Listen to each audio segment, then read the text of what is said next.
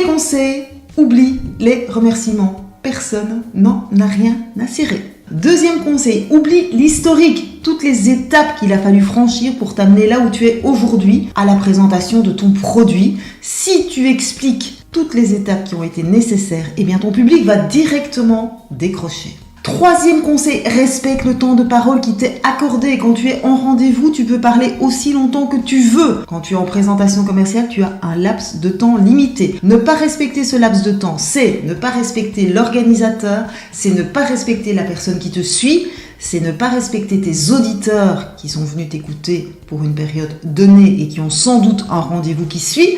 Et enfin, ce n'est pas te respecter toi parce que c'est montrer au monde que tu n'as pas préparé ta présentation.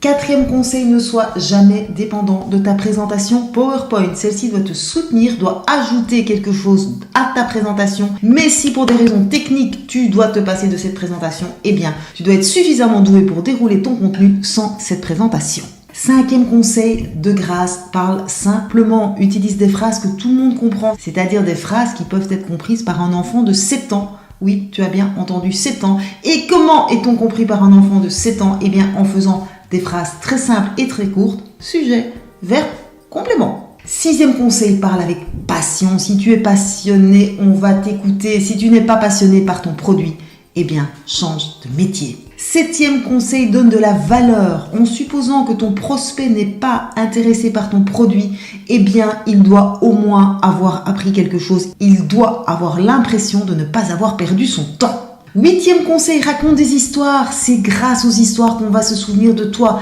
Tes histoires personnelles, les histoires de tes clients ou tout simplement des métaphores. Neuvième conseil, n'oublie pas de sourire. Les personnes qui sourient sont considérées comme beaucoup plus charismatiques que les autres. Un conférencier ou un formateur qui sourit, et donc c'est ton cas si tu prends la parole pour vendre, a une longueur d'avance sur tous ses concurrents.